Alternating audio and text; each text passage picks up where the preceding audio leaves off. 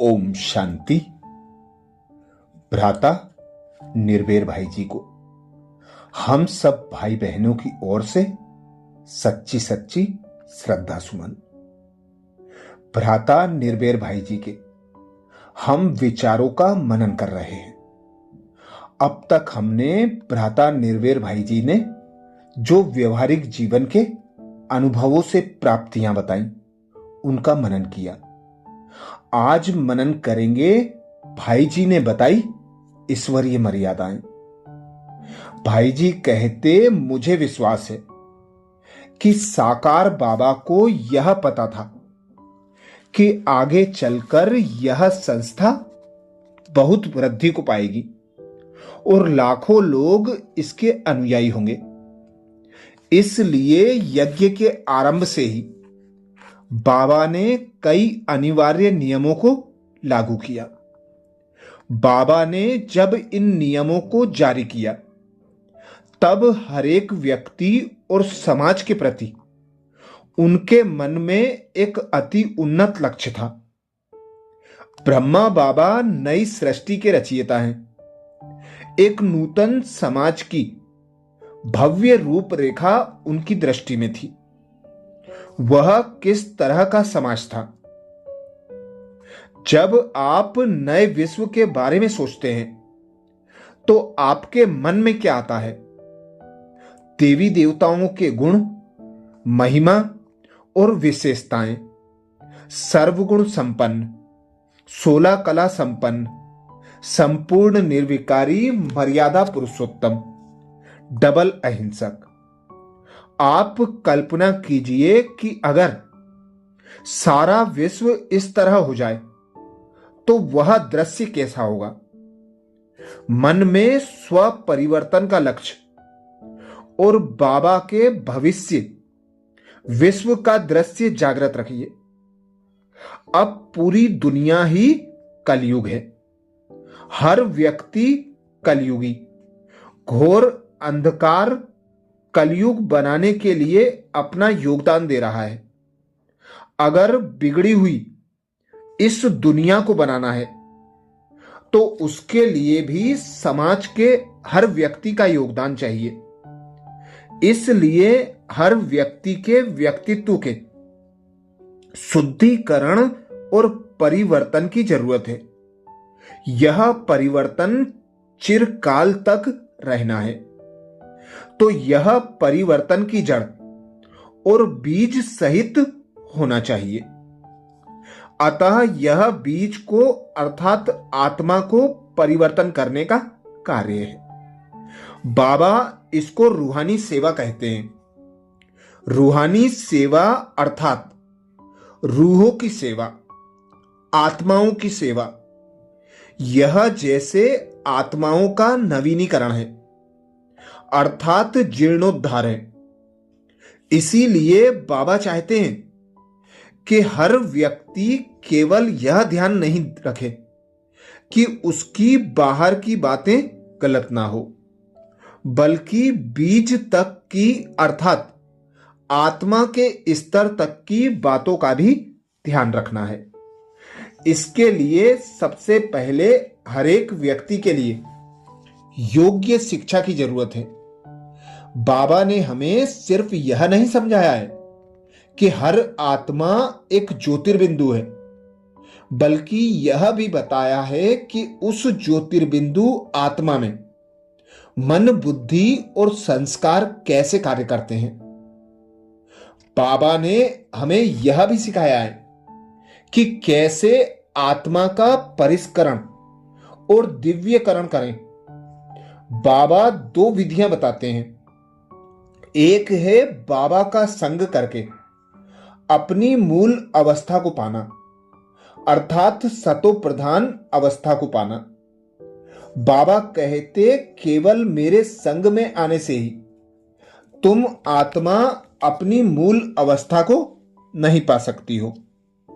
दूसरा है बाबा के संग में रहने के लिए हमें कुछ नियमों को जरूर अपनाना है, क्योंकि ये नियम ही बाबा के संग में रहने के लिए सहायता करेंगे। अमृत वेले का समय बहुत सुहावना होता है।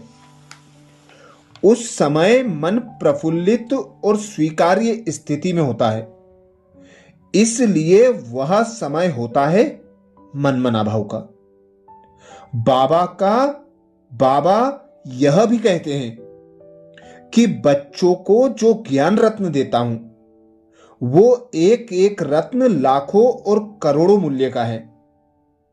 जब हम मुरली के ज्ञान बिंदुओं को मनन करके उनके महत्व को जान लेते हैं, तो मुरली हमारे मन में शक्ति भर देती है।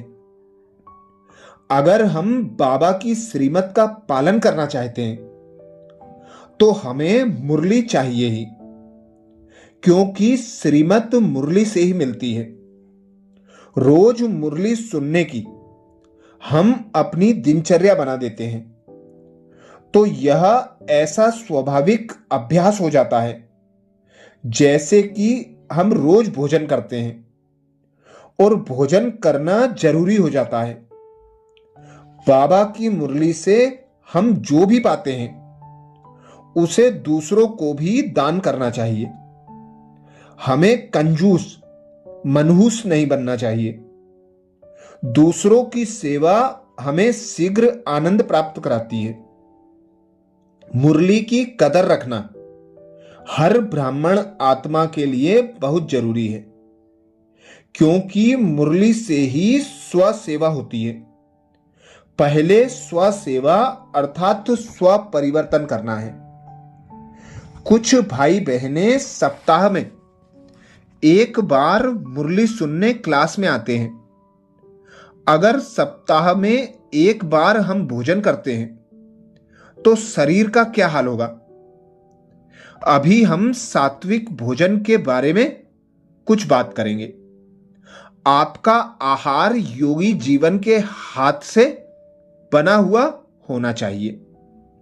बाबा कहते हैं कि अगर आप बाबा की याद में रहकर खाना पकाते हैं, उसको पवित्र अन्न कहा जाता है। पहले हम बाबा को भोग लगाएं, फिर उसे खाएं। योगी जीवन में ठीक ढंग से भोजन करने का प्रबंध होना चाहिए। उदाहरण के लिए, रात्रि में देर से खाना योगी जीवन के लक्षण नहीं है, क्योंकि खाना ठीक से हजम होने में समय लगता है। अभी हम आएंगे ब्रह्मचर्य की बात पर। जीवन में पवित्रता के बारे में आपका क्या अभिप्राय है? बाबा कहते हैं कि पवित्रता का पालन करना हर ब्राह्मण का आद्य कर्तव्य है, चाहे वह विवादित हो या अविवादित। यह डबल अहिंसक पार्ट है। इसमें न क्रोध का प्रयोग करना है और न विषय विकार का। पवित्रता को हमें अपने दिल से, अंदर से स्वीकार करना है। यह अंतर आत्मा के पवित्र भाव की स्वीकृति है कि मैं एक शुद्ध आत्मा हूं। जब यह भाव मन में स्वीकृत हो जाता है, तब आप ब्रह्म पवित्रता अर्थात ब्रह्मचर्य को धारण कर सकते हैं, स्वीकार कर सकते हैं और प्रयोग में ला सकते हैं। इसके लिए हमें मन में दो बातों का ध्यान रखना है। बाबा ने कहा है कि सदा अपने अनादि और आदि स्वरूप को याद रखो। अनादि अर्थात परम धाम की अवस्था और आदि अर्थात सतयुग की अवस्था। इन दो स्वरूपों को याद करने से पवित्रता हमारे जीवन का स्वाभाविक अंग बन जाएगी और धारणा बहुत सहज हो जाएगी। हमें आंतरिक शुद्ध और पवित्र भावों की जागृत अवस्था में रहने का अभ्यास करना चाहिए। समझना चाहिए कि यह पवित्रता हमारी स्वाभाविक अवस्था है। इस अभ्यास को स्वाभाविक बनाने के लिए बार बार अभ्यास करना चाहिए। बाबा का संग पवित्रता के रंग को निखारता है। पवित्रता हमारे अनेक प्रमुख नियमों में एक है और जीवन की अति अमूल्य संपत्ति है। अपने को सही तरीके से अवलोकन करने से ही यह अनुभूति होती है। जब हम भिन्न भिन्न परिस्थितियों में स्वयं का विश्लेषण और अवलोकन करते हैं, तब इसका एहसास होता है। यह स्मृति में रहे कि सारे दिन में आप जो भी चर्चा करेंगे वह आपके आध्यात्मिक जीवन पर प्रभाव डालेगी।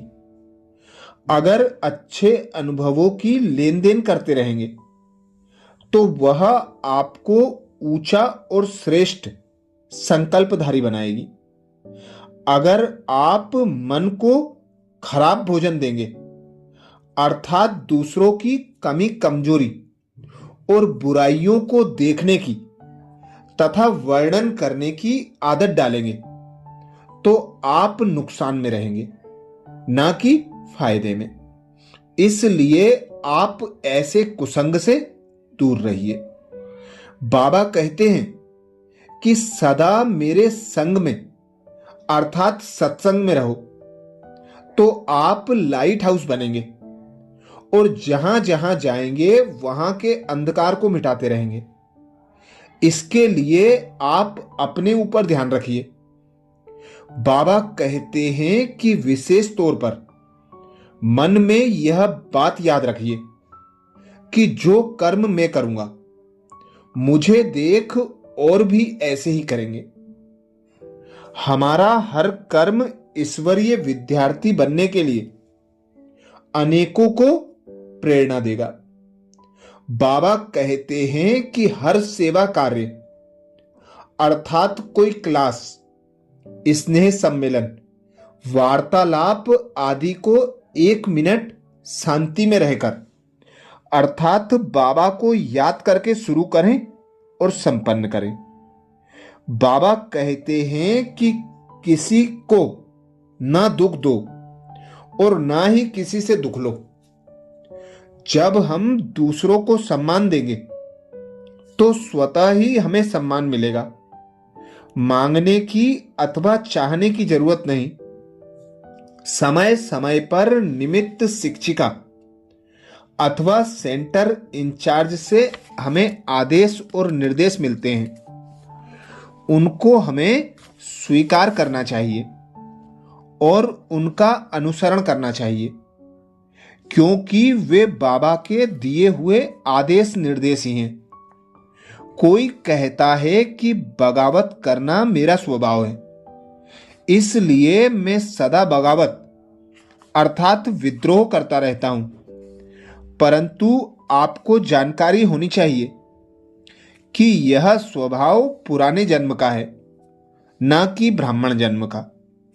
जो भी कर्म हम करते हैं उससे बाबा का, ईश्वरीय परिवार का और यज्ञ का नाम वाला होना चाहिए। इन सब सिद्धांतों और मूल तत्वों को ध्यान में रख दिल से बाबा का आभार प्रकट करना चाहिए कि मुझे इस विश्व कल्याण की सेवा में निमित्त बनाकर आपने कितना उपकार किया है। अच्छा, ये विशेष महावाक्य बाबा की श्रीमत अनुसार जो ब्रह्मा कुमार निर्बेर भाई जी ने अपने व्यक्तिगत जीवन में अनुभव किए वह थे। ऐसे ही भाई जी के अनेक अनुभव युक्त प्रवचन सुनने के लिए बाबा के चैनल को सब्सक्राइब करें। वीडियो को नए बीके भाई बहनों को शेयर करने की सेवा जरूर करें। अच्छा, ओम शांति।